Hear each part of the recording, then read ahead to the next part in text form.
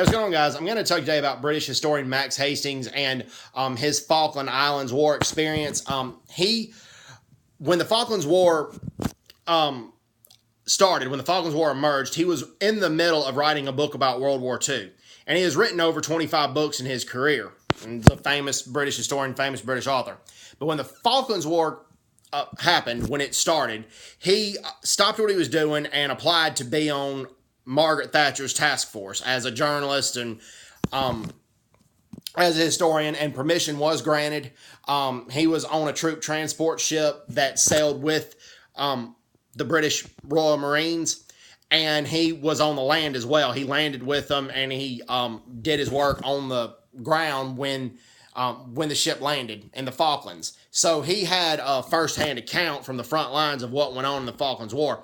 And one of the things he said he remembers the most is he was talking to this Royal Marine, and then an Argentine airstrike happened. Everybody took cover, including him. But 20 minutes later, he went back to where that Royal Marine was, and the Royal Marine was dead.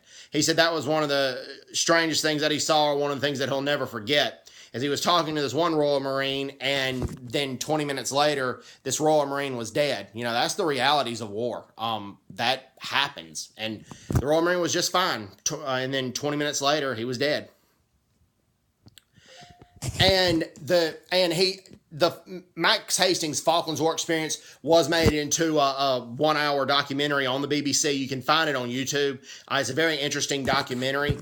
And what Max Hastings talks about is before the war, even with Margaret Thatcher, she was a conservative prime minister, but she was downsizing the Royal Navy.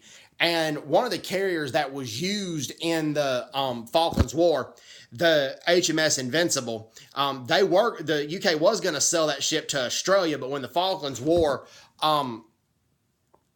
happened, the Invincible was not sold to Australia. The sale had been suspended, excuse me. And her Secretary of Defense, John Knott, wanted to cut and gut the Royal Navy pretty badly. But Margaret Thatcher did a lot of things with the budget. Plus, there were a lot of Labour members of Parliament that did not want to go to war with Argentina over the Falklands, and Margaret Thatcher did. And as much as she didn't like the British Admiral Sir Henry Leach, her Secretary of Defense and Admiral Sir Henry Leach fought all the time and argued all the time. Sir Henry Leach did not want Margaret Thatcher and John Knott to gut the Royal Navy, but Margaret Thatcher and John Knott basically said, UK's in a budget crisis, we have to do this. But despite the differences that they had, when war broke out, Margaret Thatcher assembled a team together, and this included Admiral Sir Henry Leach, and asked what could we do. And Sir Henry Leach gave his advice of what all should be done, and Margaret Thatcher took him up on it. She listened to him, despite the dislike between the two and despite the differences that they had. That's how much UK patriots both of them were. And the sale of the Invincible, as I said, was suspended to Australia, and the British went with two carriers, the HMS Invincible and the HMS Hermes. And the UK won a very decisive war. And the BBC documentary that talks about Max Hastings' Falklands experience, it says that one of the British soldiers was talking to an Egyptian journalist, and it was a Newsweek, and the Egyptian journalist, showed him a Newsweek magazine, and it had a picture of the British aircraft carrier on there, and it said "The Empire Strikes Back." Because the BBC documentary that Max Hastings was in, talking about the Falklands War, before that, the British military was downsizing, and the UK was no longer a superpower. After World War II, even though the UK won that war, they were virtually bankrupt, and they still had an armed forces of 750,000.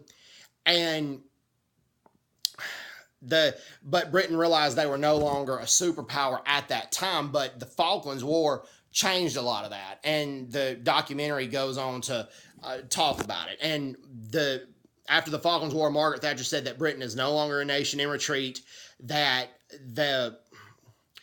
Britain's through getting pushed around, and that's true. Even nowadays, the Falklands War changed that situation. And Max Hastings was brave to go even as a correspondent.